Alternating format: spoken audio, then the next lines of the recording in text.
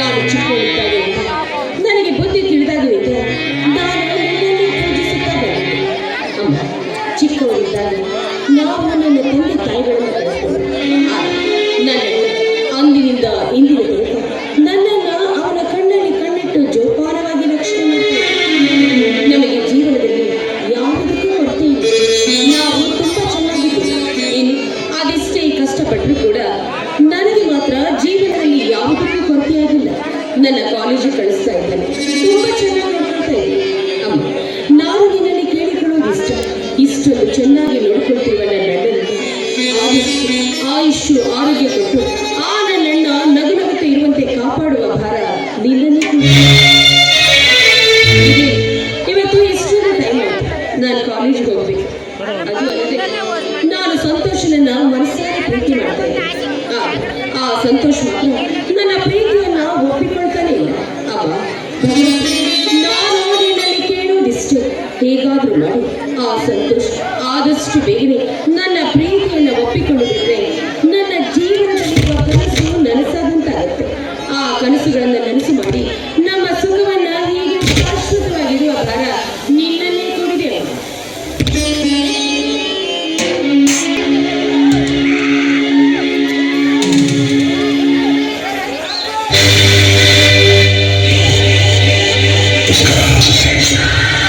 ಮಹಾಭಾರತದ ಯುದ್ಧ ನನಗೋಸ್ಕರ, ಈ ಕಲಿಯುಗದ ಯುದ್ಧ ಬಿಸಿ ರಕ್ತಕ್ಕೋಸ್ಕರ. ಈ ಕಟ್ಟಡದ ಸೇರಿಕೊಂಡಿದೆ, ಯಾರಿಗೂ ದಾರಿಯನ್ನು ಕಾಯ್ತಾ ಇದೆ. ಪ್ರತೀಕಾರಕ್ಕಾಗಿ ಹಾತೊರಿತರೋ ಈ ಅತೃಪ್ತ ಆತ್ಮ ಈ ಕಟ್ಟಡದಿಂದ ಹೊರಗಡೆ ಹೋಗೋದು ಅಷ್ಟು ಸುಲಭ ಅಲ್ಲ. ಭಯ ಬೇಡ, ನನ್ನನ್ನು ನಂಬಿದ್ದೇನೆ. ಕ್ಷುದ್ರ ಶಕ್ತಿಗಳನ್ನು ವಶಪಡಿಸಿಕೊಂಡಿರೋ ನಾನಿದ್ದೇನೆ. ಈ ಅಗೋಚರ ಅತೃಪ್ತ ಆತ್ಮಕ್ಕೆ ದಿಗ್ಬಂಧನ ಹಾಕಿ ಬಂಧಿಸಿ ಹೊರಗೆ ತರ್ತೇನೆ.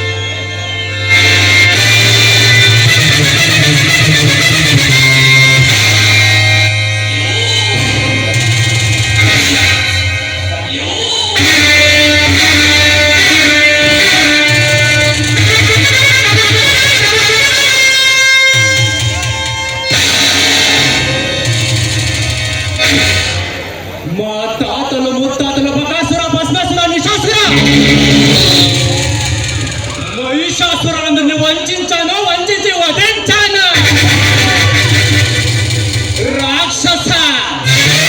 రాక్షస జాతిలో మిగిలి ఉన్న ఒక్కడు, ఒకే ఒక్కడు, అసురుడు, అంధకాసురుడు.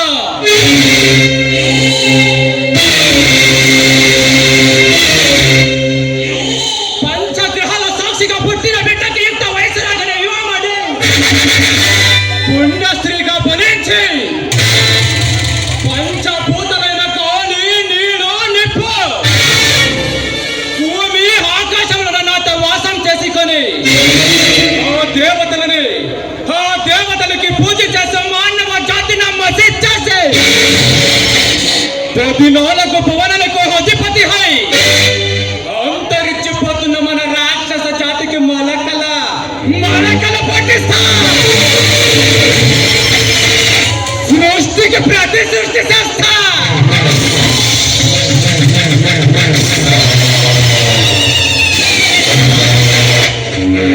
ఇప్పుడు నేను విశ్వేతర విజేతను, విధి రాసిన రాతులు మార్చి నా మొక్కుటు రాతును నానే రాసికొన్న మరో బ్రహ్మణ.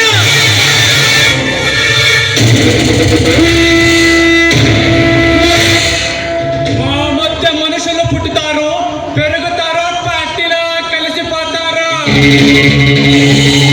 కాలై తస్మై నమః.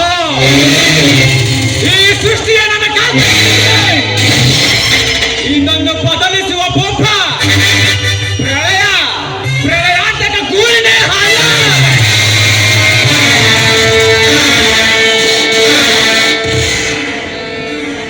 ತಲಾಂತರದ ನಮ್ಮ ವಂಶದ ಕೀರ್ತಿಯನ್ನು ಕಾಪಾಡುತ್ತಾ ಕುಲ ತಿಲಕಗಳ ತೆರೆ ಕಾಯುತ್ತಾ ಎತ್ತ ತಾಯಿಗೂ ಅತ್ತ ಮಣ್ಣಿಗೂ ಮಿಗಿಲಾಗಿ ನಿಂತ ಉಚ್ಚಂಗಿ ಈ ಮದಕರಿ ಎಂದು ಯಾರನ್ನು ಏನನ್ನು ಬೆಳೆದವನಲ್ಲ. ಹೋದರೆ ಇಂದು ನಿನ್ನ ಅನುಗ್ರಹವನ್ನು ಬಯಸಿ ಬಂದಿರುವೆ. ದಿಕ್ಕಿಲ್ಲದ ಸಿಂಹಾಸನಕ್ಕೆ, ದುರ್ಗದ ಕೋಟೆಯ ಕಳಸವನ್ನು ಕಾಪಾಡಲಿಕ್ಕೆ, ಪ್ರಪಂಚದ ಜ್ಞಾನವನ್ನು ಹರಿಯದ ಹಸುಳೆಯನ್ನು ಕರೆತಂದು ಈ ಮಣ್ಣಿನ ಒಡೆಯ ಎಂದು ಪಟ್ಟಾಭಿಷೇಕ ಮಾಡಿದ ಆ ಕ್ಷಣದಿಂದ ಈ ಕ್ಷಣದವರೆಗೂ 24 ಗಂಟೆಗಳ ಕಾಲ ನಮ್ಮವರನ್ನ, ಈ ಮಣ್ಣನ್ನ ಶತ್ರುಗಳಿಂದ ಕಾಪಾಡಲು ಹೋಗಲು ನಮಗೆ ಬೆಂಗಾವಲಾಗಿ ಕಾಯುತ್ತಿರುವೆ.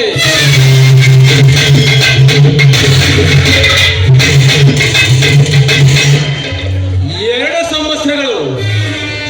ಸಂವತ್ಸರಗಳಿಂದ ಸತತವಾಗಿ ನಡೆಯುತ್ತಿರುವ ಭೀಕರ ಯುದ್ಧದಿಂದ ಬಂಡೆ ಕಲ್ಲುಗಳು ರಕ್ತದಿಂದ ಎಪ್ಪುಗಟ್ಟಿ ಈ ನಮ್ಮ ಕಾಲಿಟ್ಟಿರುವ ಪದಗಳಿಗೆ ರಕ್ತಾಭಿಷೇಕವಾಗುತ್ತಿದೆ. ಮಕ್ಕಳನ್ನು ಕಳೆದುಕೊಂಡ ತಾಯಂದಿರ ರೋದನೆ, ತನ್ನವರನ್ನು ಹಿತದಲ್ಲಿ ಕಳೆದುಕೊಂಡ ಹೆಂಗಸರ ಗೋಳು, ಕಿವಿಗೊಟ್ಟರೆ ರಣಕರೆ ಜಯಕಾರ.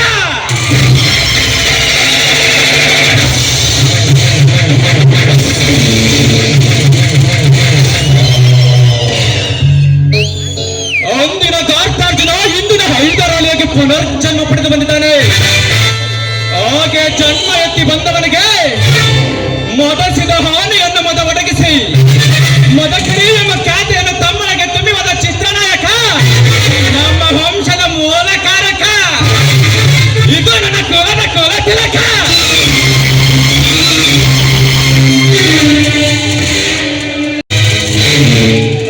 ತನ್ನ ಗಂಡುಗಳಲ್ಲಿಂದಲೇ ಶತ್ರುಗಳ ಶಿರಚ್ಛೇದಗಳನ್ನು ಚೆಂಡಾಡಿ ತನ್ನ ಪರಾಕ್ರಮವನ್ನು ಇಡೀ ಕರುನಾಡಿಗೆ ಸಾರಿದ ಇಮ್ಮಡಿ ಮದಕರಿ ಬೋಪನ ಸಮರನ ದೃಢನಾದ ಹಿಡಿದ ಕತ್ತಿಯನ್ನು ಕೆಳಗಿಳಿಸದೆ ತನ್ನ ಕತ್ತಿನ ಸದಾ ಶತ್ರುಗಳಿಂದ ತನ್ನ ಕತ್ತಿಯನ್ನು ರಕ್ತಾಭಿಷೇಕ ಮಾಡಿಸಿ ವೀರ ವಿಜಯನಂತೆ ಮಿಂಚಿ ಮರೆಯದ ರಾಜ ಬಿಚ್ಚಿಗತ್ತಿ ಭರಮಣ್ಣ ನಾಯಕ, ನಮ್ಮ ನಾಯಕರ ಕುಲ ತಿಲಕ. ಇಂತಹ ರಣಕಲಿಗಳ ರಕ್ತವನ್ನು ಹಂಚಿಕೊಂಡು ಹುಟ್ಟಿದ ಗಂಡರೆ ಗಂಡು ರಣ ಪ್ರಚಂಡ ಈ ರಾಜವೀರ ಮದಕರಿ ಯಾರೆಂಬುದನ್ನು ಆ ಸೀಳನ ನವಮನಿಗೆ ತೋರಿಸುವ ಕಾಲ ಹತ್ತಿರ ಬರುತ್ತಿದೆ.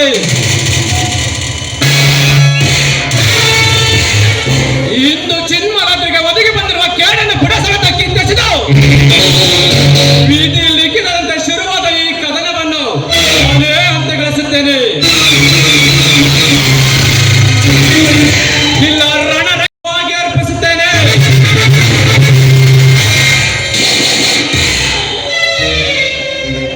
ನಮಸ್ತೆ.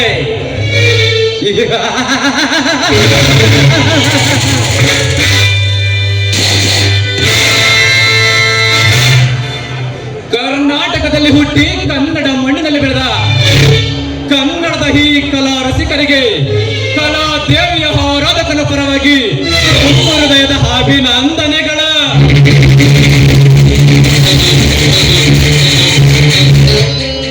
ಇದು ಈ ಜೀಬಿಯ ಸಾಮ್ರಾಜ್ಯ. ಈ ಸಾಮ್ರಾಜ್ಯಕ್ಕೆ ನಾನೇ ಸಾಮ್ರಾಟ್, ನಾನೇ ಸರ್ವಾಧಿಕಾರಿ.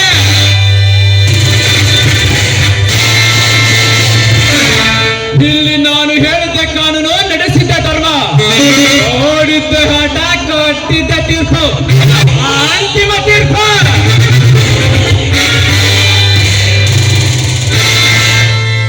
ಇಂದಿನ ಈ ರಾತ್ರಿ ಬೆತ್ತಲೆಯಾಗಿರುವ ಕತ್ತಲ ಸಾಮ್ರಾಜ್ಯದ ಕಾಳರಾತ್ರಿಯಲ್ಲ, ನನ್ನ ಶತ್ರುಗಳ ಶಿರಚ್ಛೇದನ ಮಾಡುವ ರಾತ್ರಿ.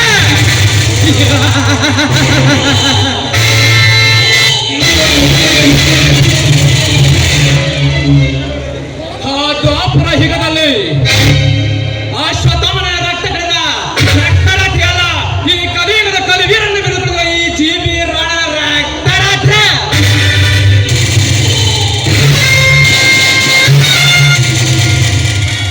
ಜೀವನವೆಂಬ ಚದುರಂಗ ದಾಟದಲ್ಲಿ ಸತ್ಯ ಧರ್ಮ ಎನ್ನುವ ನಾನುಡಿಗಳನ್ನು ಮಣ್ಣು ಮುಕ್ಕಿಸಿ ಅಸತ್ಯ ಧರ್ಮ ಎನ್ನುವ ನಾನುಡಿಗಳನ್ನು ತನ್ನ ಕೈಯಲ್ಲಿ ಹಿಡಿದುಕೊಂಡು ನನ್ನ ಮನ ಬಂದಂತೆ ಆಟ ಆಡಿಸುವ ಸೂತ್ರಧಾರ.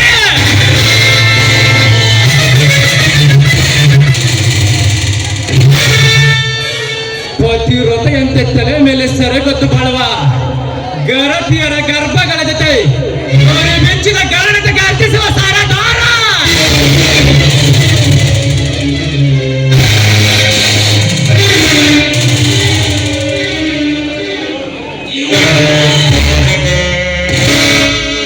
ಸುತ್ತ ಹೇಳು ಲೋಕದಲ್ಲಿ ಕಲಿಯುಗದ ಸಾಮ್ರಾಟ್ ಅಂತ ಮೆರೆದಾಡುತ್ತಿರುವ ಈ ಜೀವಿ ರಾಣನಿಗೆ ಹೆಸರಾಗುವ ಗಂಡು ಹುಟ್ಟಿಲ್ಲ, ಇದು ಹುಟ್ಟುವುದೂ ಇಲ್ಲ.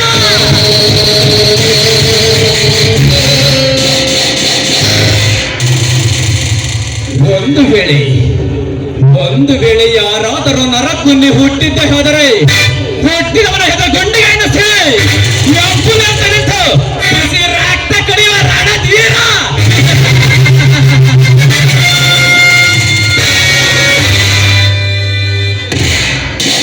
ಅಂತದ್ರಲ್ಲಿ ಈ ಅಪ್ಪುಲಿಯನ್ನು ಎದುರಾಕಿಕೊಳ್ಳಲು ಸಿದ್ಧನಾಗಿದ್ದಾನಲ್ಲ ಆ ಸಂಪತ್ ಕುಮಾರ್.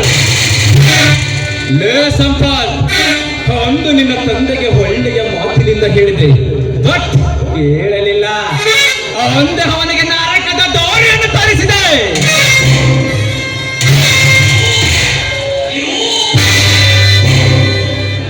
ಇಂದು ನಿನ್ನನ್ನು ಸಹ ಅದೇ ನರಕದ ದಾರಿಗೆ ರವಾನಿಸದೆ ಹೋದರೆ ರಣರಂಗದ ರಾಜ, ಚದುರಂಗದ ಚತುರ, ಕುತಂತ್ರ ಬುದ್ಧಿಯ ತ್ರಿವಿಕ್ರಮ ರಾಣ ಜೀವಿ ರಾಣನೇ ಅಲ್ಲ.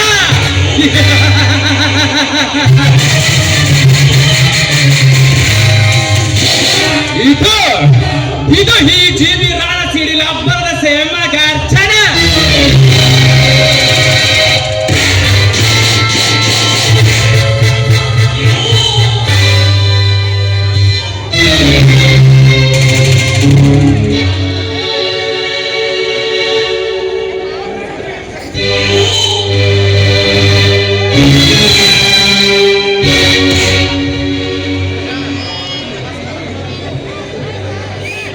ನಮಸ್ಕಾರ ಶ್ರೀಮಂತರಿಗೆ. ನಮಸ್ತೆ. ಏನಂದರೆ ನಾನು ನಿನಗೆ ಮಿತ್ರನಾಗುವುದೇ? ಅಲ್ಲೇ ಜೀವಿ, ಹಿಂದೆ ನೀನು ಮಾಡಿದ ಮೋಸ ವಂಚನೆಯನ್ನು ನಾನು ಮರೆತಿರುವೆನೆಂದು ತಿಳಿದು ಮಾತನಾಡುತ್ತಿರುವೆಯೇನೋ ಲೋಚ.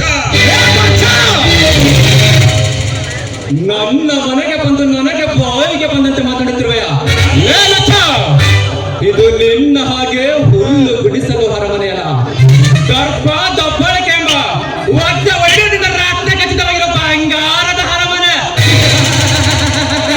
ಸತ್ತುಗಳು ಇಂದು ಮುಗ್ಧ ಬಡಜನರ ಹಣದಿಂದ ಕಟ್ಟಿದ ಅಧರ್ಮದ ಅರಮನೆಯನ್ನು. ನನ್ನ ಮಾತಿಗೆ ಮಾತು ಬೆಳೆಸಿ ಮಾತನಾಡುತ್ತಿರುವೆಯ? ಲೇ, ನೀನು ಈ ರೀತಿಯಾಗಿ ಮಾತಾಡಿದ ಸಮಯ ನಡೆಸಬೇಡ. ನನ್ನ ಮನೆಗೆ ಬಂದದಕ್ಕೆ ಕಾರಣ ಮೊದಲ ಮಗಳು. ಹೇಳುತ್ತೇನೆ, ಚೆನ್ನಾಗಿ ಕೇಳಿಸಿಕೋ. ಏನು ಅರಿಯದ ಮುಗ್ಧ ಬಡಜನರ ಬಾಳಿನಲ್ಲಿ ನಿನ್ನ ಕುತಂತ್ರದ ಬಲ ಬೀಸಿ ಸತ್ಯ ಧರ್ಮವನ್ನ ಕಿಂತೆಸೆದು ಅಸತ್ಯ ಧರ್ಮ ಎನ್ನುವ 7 ಕೋಟೆ ಅಂತಾಚಿನ ಕೋಟೆಯನ್ನು ನಿರ್ಮಿಸಿಕೊಂಡು ಮೆರೆಯುತ್ತವ ನಿನ್ನ ಮಧ್ಯದಲ್ಲಿ ಅಡಗಿರುವ ನನ್ನ ಆಸ್ತಿಯನ್ನು ಪಡೆಯುವುದಕ್ಕೆ. ಆಸ್ತಿ ಎಲ್ಲಿದ ನಿನ್ನ ಆಸ್ತಿ?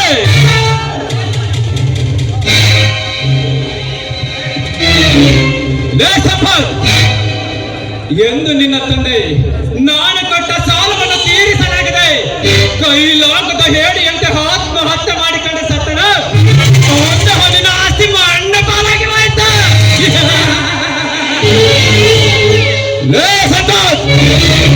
ಈ ಕರ್ಮ ಭೂಮಂಡಲದಲ್ಲಿ ನಿನ್ನಂತೆ ಆಸ್ತಿಗೋಸ್ಕರ ಹಣಗಾಡುವವರು ಲೆಕ್ಕವಿಲ್ಲದಿಷ್ಟಿದ್ದಾರೆ.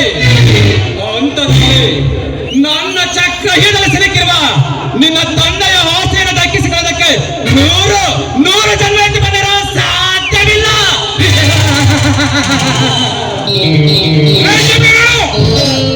ದ್ವಾಪರಯುಗದ ಭೀಷ್ಮ ದ್ರೋಣರಂತೆ ರಚಿಸಿದ ಚಕ್ರವನ್ನು ಬೇಯಿಸುವುದಕ್ಕೆ ಸದಾ ಸಿದ್ಧರಾಗಿ ನಿನ್ನ ಮನವೆಂಬ ರಣರಂಗದಲ್ಲಿ ಭದ್ರವಾಗಿ ನಿಂತಿರುವೆ. ಮಿಸ್ಟರ್ ಜೀವಿ, ನೀನಾಗಿ ನೀನು ನನ್ನ ಆಸ್ತಿಯನ್ನು ಬಿಟ್ಟುಕೊಟ್ಟರೆ ಸರಿ, ಇಲ್ಲವಾದರೆ ನಮ್ಮಿಬ್ಬರ ಮಧ್ಯೆ ಪ್ರಾರಂಭಗೊಳ್ಳುವುದು ವೈರುತ್ವದ ಸೇಡು.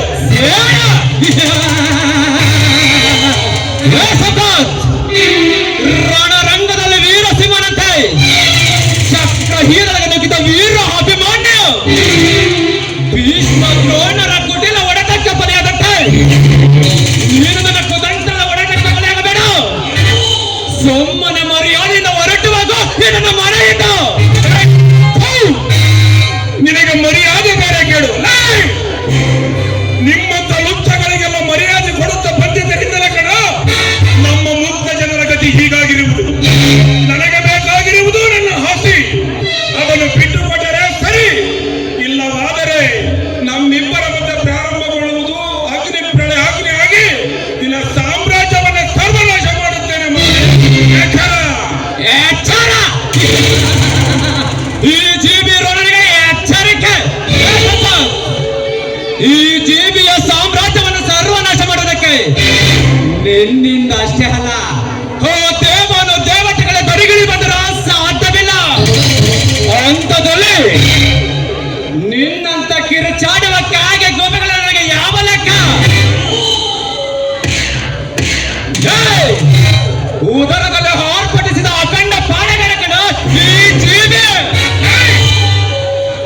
ಪಾಳೆಗಾರನ ಪಟ್ಟದಿಂದ ಇಂಥ ಅನ್ಯಾಯ ಕೃತ್ಯಗಳನ್ನು ನಿರ್ಮಿಸಿ ಎಷ್ಟೋ ಬಡ ಸಂಸಾರಗಳನ್ನು ಸರ್ವನಾಶ ಮಾಡಿ ಅನ್ಯಾಯವೆಂಬ ಹಾಸಿಗೆಯ ಮೇಲೆ ನೆಲೆದಾಡುವ ಇಂದು ನೀನು ನನ್ನ ಸಂಸಾರದ ಮೇಲೆ ಮೋಸದ ಬಲೆ ಬೀಸಿ ಪಡೆದು ತಂದಿರುವ ನನ್ನ ಆಸ್ತಿಯನ್ನು ದಕ್ಕಿಸಿಕೊಳ್ಳದೆ ಹೋದರೆ ನಾನು ಸಂಪತ್ ಕುಮಾರನೆಲ್ಲ ಮಗನೇ ಬರುತ್ತೇನೆ. Be careful.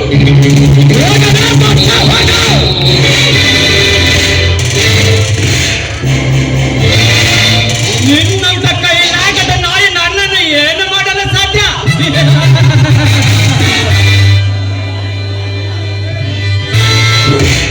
ಆ ದೇವಲೋಕಕ್ಕೆ ಅಧಿಪತಿ ಓ ದೇವೇಂದ್ರ, ಇಂದ್ರಲೋಕಕ್ಕೆ ಅಧಿಪತಿ ಓ ಇಂದ್ರ, ಯಮಲೋಕಕ್ಕೆ ಅಧಿಪತಿ ಓ ಯಮರಾಜ. ಬಟ್ ಈ ಸುತ್ತ 24 ಹಳ್ಳಿಗಳಿಗೆ ಅಧಿಪತಿ ಈ ಜೀವಿ ರಾಣ.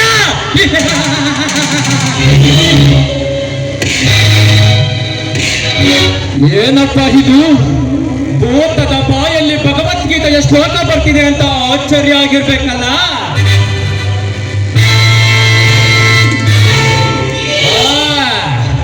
ನಮ್ಮಂತ ಕಾಳ ಧನಿಕರ ದರ್ಪ ಮಿತಿ ಮೀರಿದಾಗ ಆ ದೇವರು ಒಂದು ರೂಪದಲ್ಲಿ ಈ ಭೂಮಿಗೆ ಬರ್ತಾನಂತೆ.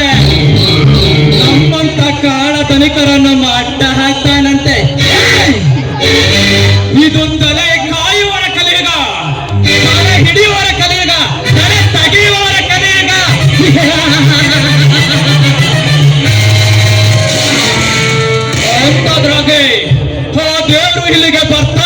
ಏನು ನಮ್ಮಂತ ಕಾಳ ಧನಿಕರನ್ನು ಮಟ್ಟ ಹಾಕೋದು ಅಂದ್ರೆ ಅದು ಸಾಧ್ಯವಿಲ್ಲ.